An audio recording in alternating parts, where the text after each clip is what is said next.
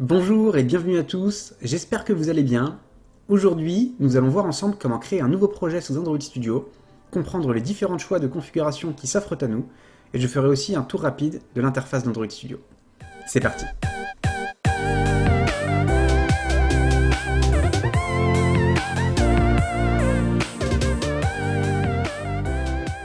Comme vous pouvez le voir, j'ai déjà lancé Android Studio, et ici, on a directement le choix entre différentes options.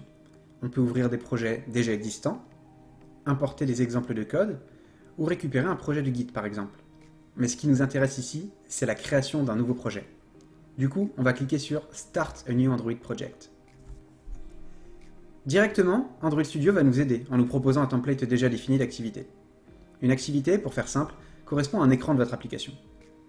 On peut voir ici une activité avec un bouton principal, une activité vide, et même une activité avec un système de navigation intégré. Dans ce tutoriel, on va choisir Empty Activity. C'est généralement ce que je choisis dans tous mes projets. Ici, on va donc tomber sur l'écran de configuration de votre projet. Premièrement, vous pouvez choisir son nom, pas de restriction particulière pour les caractères ici, vous pouvez même mettre des espaces ou des caractères spéciaux, mais par convention, on commence le nom de l'application par une majuscule. Ici, je vais l'appeler My Custom Project. Ensuite, vous devez définir le package de l'application. C'est en quelque sorte son identifiant unique qui la différenciera sur le Play Store. Généralement, les premiers caractères sont pour le pays, ensuite la société ou la personne, puis le nom de votre application qui sera automatiquement ajouté. Juste en dessous, vous pouvez définir l'emplacement où vous souhaitez enregistrer votre projet. Vous pouvez ensuite sélectionner le langage de développement. Historiquement, les applications Android étaient développées en Java, mais je vous conseille fortement de choisir Kotlin pour faire des applications. Au-delà de tous les avantages de Kotlin par rapport à Java, tous les nouveaux tutoriels et ressources sur le net sont fournis en Kotlin. Enfin, vous devez choisir le minimum SDK que va supporter votre application. Tout d'abord, il faut savoir que chaque device Android possède une version spécifique d'Android. Actuellement, à la mi-2020, on en est à Android 29, comptez environ une version par an. Si vous choisissez l'API 21 comme API minimum, vous voyez que votre application sera compatible avec 94% des appareils, ce qui est généralement largement suffisant. En plus, plus vous choisirez une version élevée d'API minimum, plus vous aurez accès à de nouvelles fonctionnalités dans le développement de votre application. API 21 est généralement un bon compromis. Voilà, la configuration du projet est terminée, il faut juste lui laisser le temps de s'initialiser et on se retrouve juste après pour le tour de l'interface.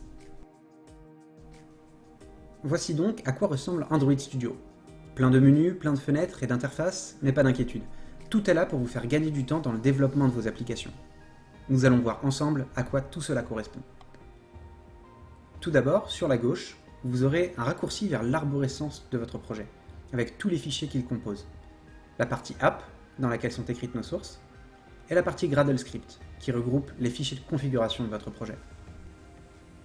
Dans le premier dossier, nous pouvons voir le Android Manifest, qui est un fichier qui va servir de fichier de configuration pour votre application, en déclarant votre nom d'application, votre icône de lancement et tous les écrans qu'on a dans l'application. On retrouve bien évidemment notre package name et notre activité principale. Je vous conseille de ne pas toucher ce fichier pour l'instant, au moins dans un premier temps. Ensuite vient la partie Java, qui est composée de 3 packages particuliers. Un package est généralement le nom qu'on donne à un dossier Android. Le premier package va contenir notre code source principal. On va donc y retrouver l'activité qu'on a créée au départ. Le second, les sources de vos tests instrumentalisés, et le dernier, les sources de vos tests unitaires. Nous ferons une vidéo spécifique pour chaque package de test pour rentrer plus en détail.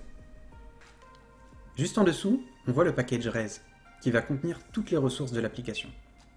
Les images dans le package drawable, les designs de vos écrans dans le package layout, certaines icônes dans le dossier bitmap, et enfin les couleurs, styles et texte dans le dossier values. Si nous passons maintenant sur la partie droite de notre écran, nous voyons notre code source. Ici, nous sommes dans notre activité principale, Main Activity. Pour l'instant, tout ce qu'elle fait, c'est afficher le layout par défaut, Activity Main, qui se trouve donc dans le package Layout. Nous pouvons le retrouver dans l'arborescence du projet à gauche, mais aussi plus simplement en restant appuyé sur CTRL et en cliquant sur Activity Main. CTRL-clic est très utile dans Android Studio pour vous permettre d'accéder aux fichiers de ressources, mais plus généralement à n'importe quel élément. Exemple, ici, on voit que mon activité étend de AppCompatActivity. Si je CTRL-clic dessus, on va directement être redirigé vers cette classe. Pour en revenir au layout, voici à quoi va ressembler notre écran sur l'application. Nous avons plusieurs manières de regarder et de générer notre layout. Soit d'un point de vue uniquement visuel, soit avec le code associé ainsi qu'un aperçu du résultat, ou enfin simplement avec le code. Dans un premier temps, je vous conseille code plus aperçu, afin de bien vous familiariser avec les concepts des layouts. Nous ferons évidemment une suite de tutoriels sur les layouts.